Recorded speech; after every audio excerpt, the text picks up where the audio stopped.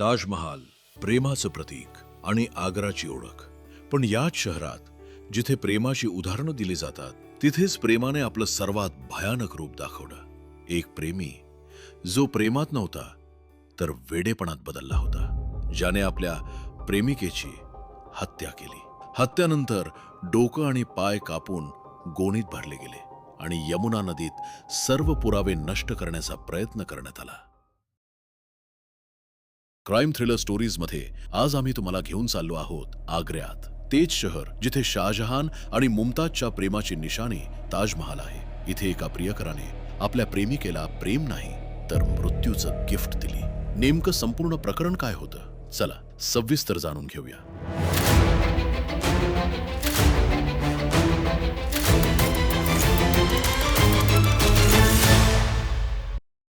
23 जानेवारी 2026च्या दुपारी 32 वर्षांची मिंकी शर्मा नेहमीप्रमाणे तयार होऊन ऑफिसला जाण्यासाठी घराबाहेर पडली.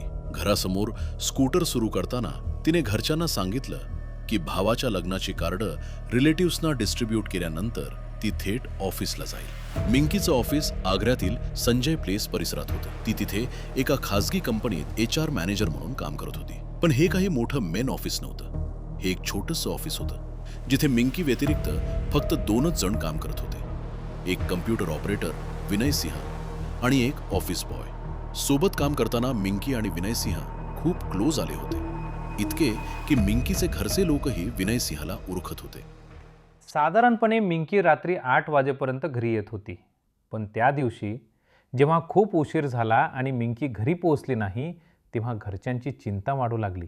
अनेक वेळा फोन केला पण मिंकीचा मोबाईल बंद होता. शेवटी मिंकीच्या भावाने विनय सिंहला फोन करून विचारलं की मिंकी अजूनही ऑफिसमध्ये आहे का. पण विनयचं उत्तर ऐकताच घरच्यांची चिंता आणखी वाढली. विनय म्हणाला की मिंकी खूप आधीच ऑफिसमधून निघून गेली होती. प्रश्न असा होता की जर मिंकी ऑफिसमध्ये नव्हती तर ती गेली कुठे? तिच्यासोबत काही अपघात झाला होता का? की ती स्वतःच्या इच्छेने कुठेतरी निघून गेली होती? या सर्व प्रश्नांची उत्तरं जाणून घेण्यासाठी आमच्या सोबत राहा क्राईम थ्रिलर स्टोरीज मध्ये. व्हिडिओ पुढे सुरू करण्यापूर्वी तुमच्याकडे एक छोटी रिक्वेस्ट आहे. तुम्ही आमच्या चॅनलवर पहिल्यांदाच आला असाल तर चॅनलला लाईक आणि सबस्क्राईब नक्की करा. तुमचा हा छोटा सपोर्ट आम्हाला असे रिअल आणि शॉकिंग केसेस तुमच्यापर्यंत पोहोचवायला इन्स्पायर आणि मोटिवेट करतो. चला आता त्या रात्रीकडे परत जाऊया जेव्हा मिंकी गायब झाली होती आणि घरचे तिचा शोध घेत होते. मिंकी घरी परत न आल्याने विनयही काळजीत होता. मध्यरात्रीच्या सुमारास तो स्वतः मिंकीच्या घरी पोहोचला.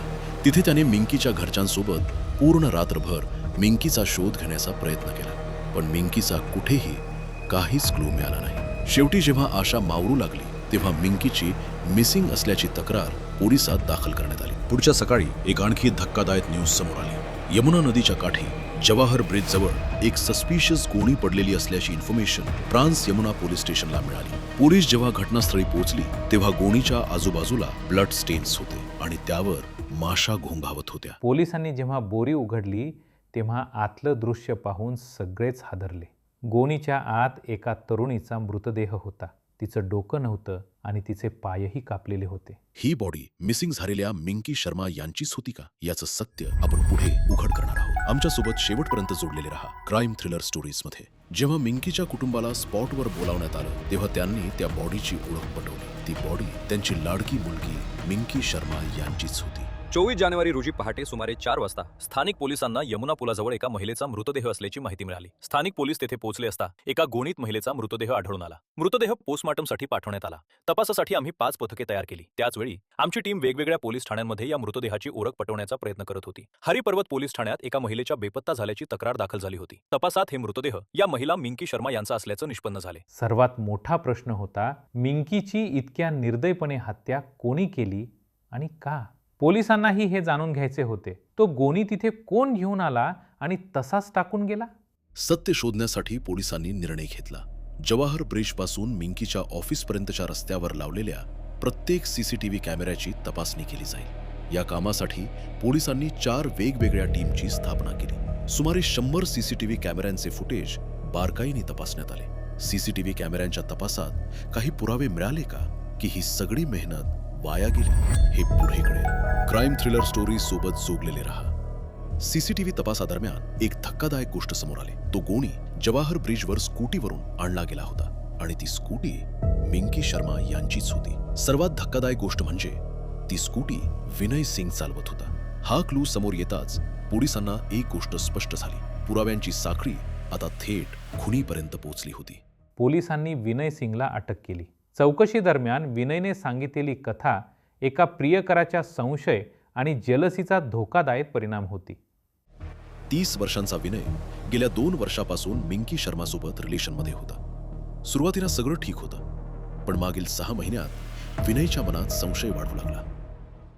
विनयला वाटू लागलं की मिंकीचा दुसऱ्या माणसासोबत अफेअर आहे. या शंकेचं कारण खरं तर खूप छोटं होतं. विनयचा संशय खरा होता का? मिंकीचं खरंच दुसऱ्या एखाद्या तरुणासोबत अफेअर चालू होतं का? हे जाणून घेण्यासाठी व्हिडिओ पूर्ण शेवटपर्यंत पाहत राहा. जेव्हा विनय रात्री उशिरा मिंकीला कॉल करत होता तेव्हा अनेक वेळा तिचा फोन बिझी येत होता आणि एवढंच पुरेसं होतं रॉंग थॉट्सना त्याच्या मनावर कंट्रोल घ्यायला. विनयला आता इनसिक्युअर वाटू लागलं होतं. त्याच्या मनात वाढत असलेला जेलसी आणि डाऊट हळूहळू डेंजरस बनत होता. 23 जानेवारी रोजी दुपारी सुमारे 2 वाजता नातेवाईकांना लग्नाची कार्ड्स वाटून मिंकी ऑफिसमध्ये पोहोचली. पण तिला अजिबात कल्पना नव्हती की विनय आधीच तिथे धोकादायक इराद्याने तिची वाट पाहत होता.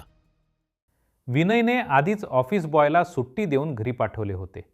मिंकी येताच विनयने पुन्हा तिची चौकशी सुरू केली.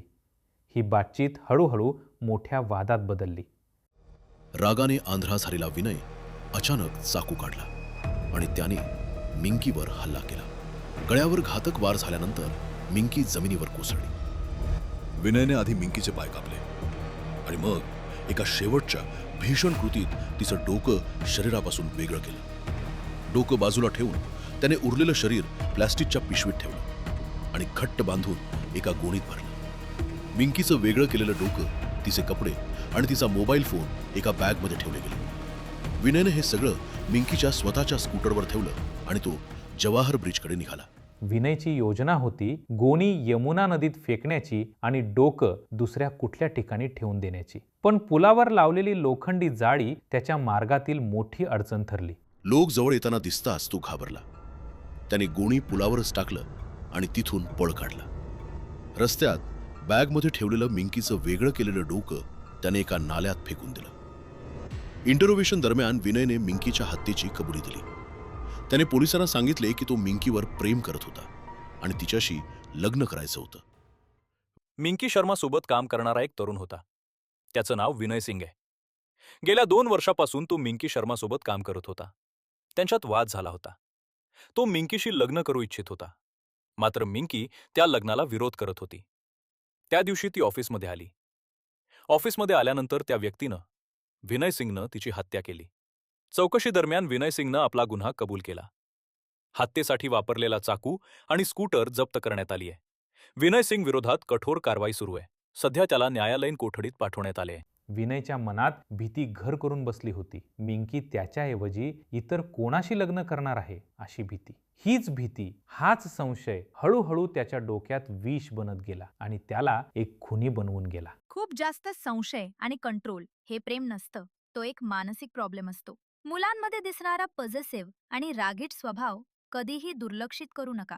राग वेळेत कंट्रोल केला नाही तर तो जीव घेणा ठरू शकतो. पोलिसांनी विनय विरुद्ध भारतीय कायद्याच्या अनेक कलमाखाली गुन्हा दाखल केला, ज्यामध्ये खून, पुरावे नष्ट करणे, आर्म्स ऍक्ट ही कलमे समाविष्ट आहेत. ही स्टोरी रेकॉर्ड केली जात असताना विनय सिंग न्यायालयीन कोठडीत होता. प्रेमाच्या नावाखाली एखाद्याला धमकावणे किंवा त्याला कंट्रोल करण्याचा प्रयत्न करणे खरंच प्रेम असतं का? आणि संशय व जेलसी माणसाला इतकं अंधाराकडे ढकलू शकतात का की तोच माणूस ज्याच्यावर प्रेम असल्याचा दावा केला त्याचा जीव घेतो? हा केस एक गोष्ट स्पष्ट दाखवतो. जेव्हा संशय, जेलसी आणि राग कंट्रोल बाहेर जातात तेव्हा ते आयुष्य उद्ध्वस्त करू शकतात. ती फक्त माझीच आहे अशी माइंडसेट नात्यांना गुन्ह्यात बदलू शकते. मुलांना शिकवा, प्रेम म्हणजे ट्रस्ट, कंट्रोल नाही. जर विनयने वेळेत आपल्या संशयाबद्दल मिंकीशी मोकळेपणाने बोललं असतं तर गैरसमज दूर झाला असता.